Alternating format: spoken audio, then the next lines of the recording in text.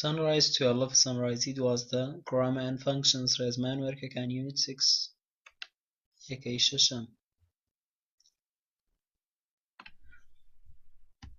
Students book کتێبی خوێندکار page 40 لاپەڕە 40 بابەتێکی تێدایە definition پێناسەکردن یان reduced clauses ڕستەی کورتکراوە note تێبینیەک نووسراوە پێشەوەی بابەتی definition بخوێنین وشەی who which لەگەڵ ذاتمان هەیە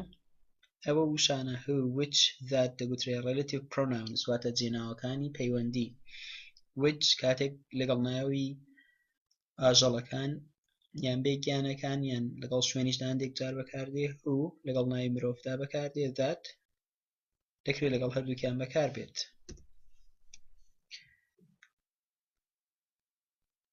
ئەگەر who which یان that ببن بە subject لە ڕستێکیدا یان لە کاتی بەیەکەوە بەستنی دووڕستاندا ببن بە subject ئەو بە ڕستەکان دەگوترێت full relative clause واتە ڕستەی پەیوەندی تەواو کاتێکی دەبن بە subject ئەگەر بە دوایاندا auxiliary verb یان verb هات بێت بۆیە پێیان دەگوترێت full relative clause لەبەرەوەی ئەگەر subject بێ which یان who یان that ناکرێت لا ببرێن واتە پێویستە بنووسرێنەوە بەڵام ئەگەر which who یان that ببن بە object ئەوە بە ڕستەکەی دەگوترێت reduced relative clause ڕستەی پەیوەندی کورتکراوە بۆیە پێی دەگوترێت ڕستەی پەیوەندی کورتکراوە چونکە دەکرێت objectەکە لا ببرێت واتە نەنووسرێتەوە هەر کاتێکی بە دوای who which یان that دا ناو یان pronoun هاتبوو ئەو دەبن بە object کە دەتوانین نانووسینەوە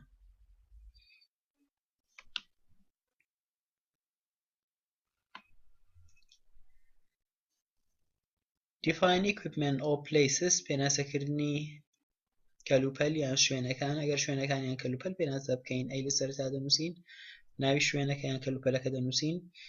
ئەگەر کەلوپەل بێ دەڵێن is a piece of equipment ئامێرێکە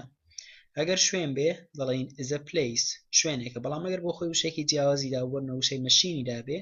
دەڵێن is a machine ئەگەر وشەی ڕوومیدا بێ دەڵێن is a room واتە ئەو مەکینەیە یان ئەو ژوورەیە which we used to کە ئێمە بەکاری دێنین بۆ وچەکە لە ناو کاوانیدا نووسراوەتە دەکرێت بینووسی دەکرێت نەینووسی لە پرسیارەکەیدا ئینفینیتیڤ دەداتێ دەینووسینەوە بۆ نمونە دەڵێن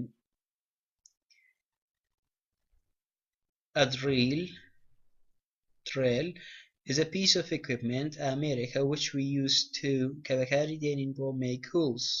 کوونکردنی کەلوپەلەکان a printer is a machine مەکینەیەکە یان ئامێرێکە which we used to کە بەکاری دێنین بۆ printing paper copies of computer documents to print بۆ چاپکردنی بەڵگەی ناو کۆمپیوتەر لەسەر وەرەقە دەشکرێت و شێوازە بەکاربێنین بڵێ which allows us to کە ڕێگامان پێدات کە چی بکەین کە پێویست ناکەوایان بەکاربێنین هەر which we used to لەگەڵ ئینفینیتیڤ بەکاربێنین تەواوە بۆنمە دەڵێن a classroom ژووری پۆل is a place شوێنێکە یان is a room ژوورێکە which we used to study کە بەکاری دێنین بۆ دەرس لێ خوێندن دەشکرێت لە جیاتی to infinitive for و verb ing بێت شکێکیان defining people پێناسەکردنی خەڵک all jobs یان پیشەکان ئەی دەنووسین ناوی پیشەکە دەنووسین ئەگەر ناوێکی دابێ دەڵێن like ناوە تایبەتێکە دەنووسینەوە بۆ منە like ئازاد وەکو ئازاد ئەگەر نەشی دابێ و بەشە نانووسرێ ئەی دەنووسین ناوی پیشەکەی دەنووسین is someone کەسێکە دەتوانین بڵێن is a person بە هەمان شێوەیەنی کەسێکە ئەگەر وشەی experتی دایە بۆ منە دەڵێن is an expert شارزایەکە who کە بەیسێکە دەداتێت لە پرسیارەکەیدا کە لەبەرەوەی ناوەکە تاکە ئێسی وە زیاد دەکەین بۆ بەیسەکەی بۆ منە دەڵێن a poet شاعیر is someone کەسێکە who writes poetry کە شێعر دەنووسێ an engineer ئەندازیار is an expert شارەزایەکە who designs buildings کە دیزاینی بینایەکان دەکات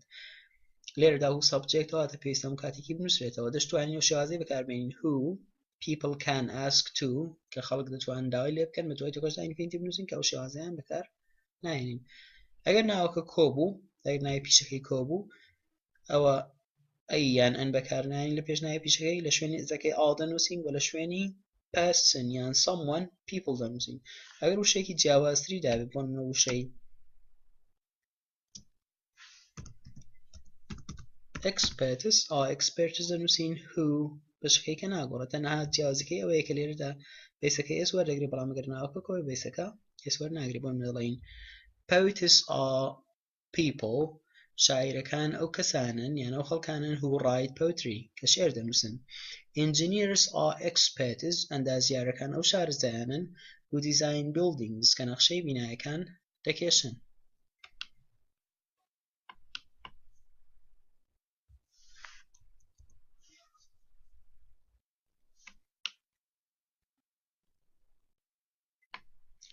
نمونەکان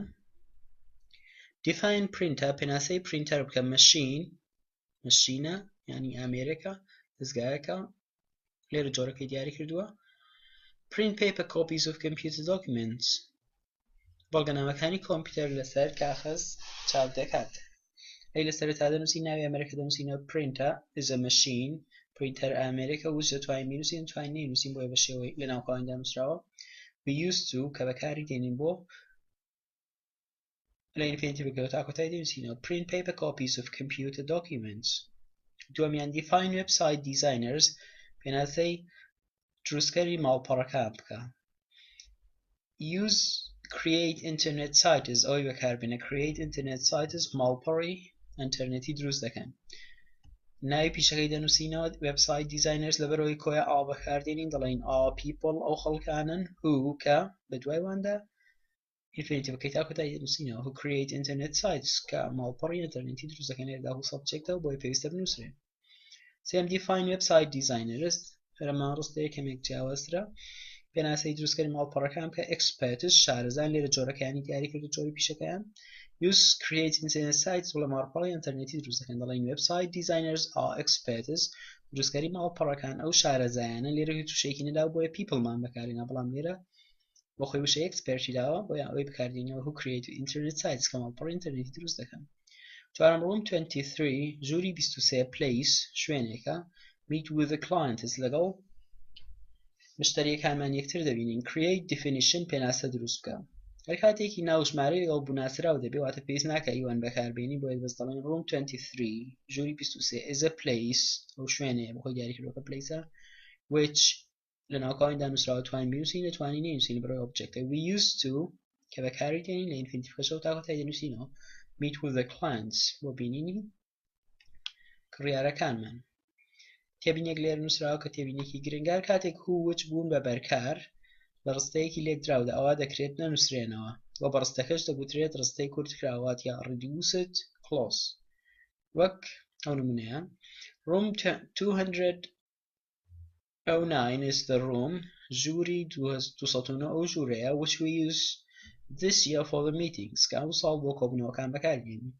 write this sentence ئەو ڕستەی بنووسەوە as a reduced clause وەکو ڕستەیەکی کورتکراوە وتمان کاتێک ڕستەکە کە کورتکراوەیە کە هویان وچ ببن بە object لێرەدا وچ و نەشیان نووسینەوە وچ بۆتە object لەبەرەوەی بەدوایات وە جێنای بەدوایاتوە کەواتە کە بمانەوێ کورتی بکەینەوە تەنها وچەکە نانووسینەوە دەڵێن room 209 is the room we used this year for the meetings ژووری 209 ئەو ژوورەیە ئێمە بەکاری دێنین ئەو ساڵ بۆ کۆبوونەوەکان